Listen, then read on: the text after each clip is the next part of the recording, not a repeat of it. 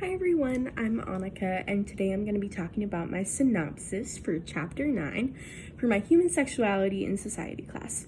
So to get started, the chapter primarily talks and focuses on sexuality and reproduction as a whole, including all genders with that.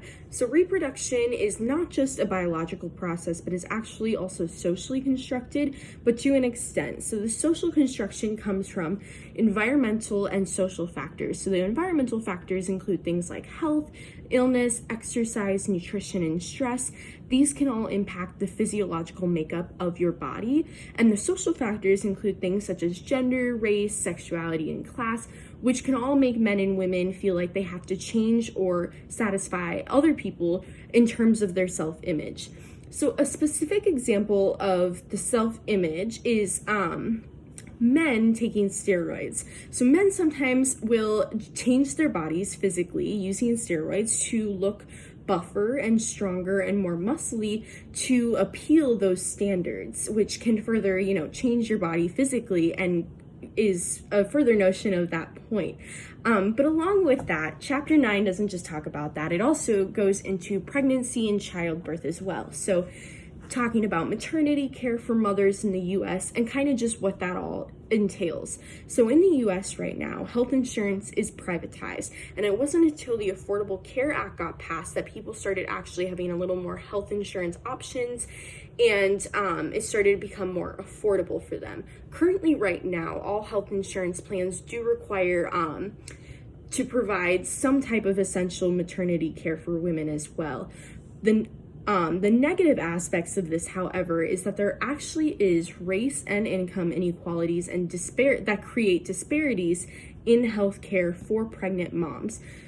So to get into some stats about race and death rates, for the last 40 years, death rates for Black women during childbirth complications, have been roughly 4 times the death rates of white women in the US. There is also a reported average of 11.8 deaths per 100,000 white women and 41.1 Black deaths per 100,000 Black births. This is very staggering numbers, but the most shocking one out of all of it has to do with the US infant mortality rate. And the Black infant mortality rate is actually twice the mortality rate of white infants, which I find absolutely just crazy to me.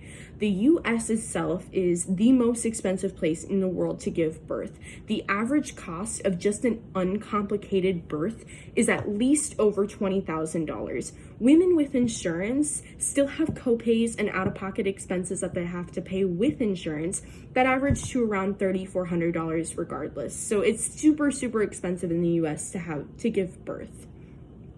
One of the most interesting things that I read in this chapter discusses specifically the work of Dr. Grantley Dick-Read, who was one of the first to argue that the pain at childbirth is primarily a result of social attitudes. When I heard this, I did not understand it, and when I read more, it actually made a lot of sense to me, and I really resonate with that. So giving birth is associated with excruciating pain in our culture. The midwifery model discussed in this chapter focuses on managing the pain with techniques like guided imagery, breathing, movement, hydrotherapy. So similar to Dick-Read, well-known Dr. Ina Gaskin also focused on the joy of giving birth versus the fear, and shares how she's witnessed actually women experiencing painless childbirths. All of this I really want to look into more because that seems very interesting to me. So this chapter doesn't only talk about cisgender pregnancies, but it also frames transgender and gender nonconforming pregnancies. Currently, there have actually been no successful extrauterine pregnancies that are outside of the uterus. However, trans men and those that are assigned female at birth can still get pregnant and give birth because of those female reproductive organs. Gender nonconforming individuals and trans men, face hostility and suffer from many emotional and medical experiences in healthcare. Along with gender nonconforming individuals, more specifically, may have difficulties accepting their pregnant, feminized body and just the overall feminization of pregnancy in society. So, a more commonly contested topic that was talked about in this chapter, to sum it up, revolves around teen pregnancy. Teen pregnancies go against social norms, and the teen is usually criticized for being sexually promiscuous in the first place, while not really accounting for the father's actions as much. There are staggering race differences, however, involving teen pregnancies. And a recent stat from 2014 shows that Black and Hispanic teen birth rates were more than twice of white teens. Although, there's social stigma surrounding teen pregnancy, and there are several negative outcomes that can occur, there can still be positives.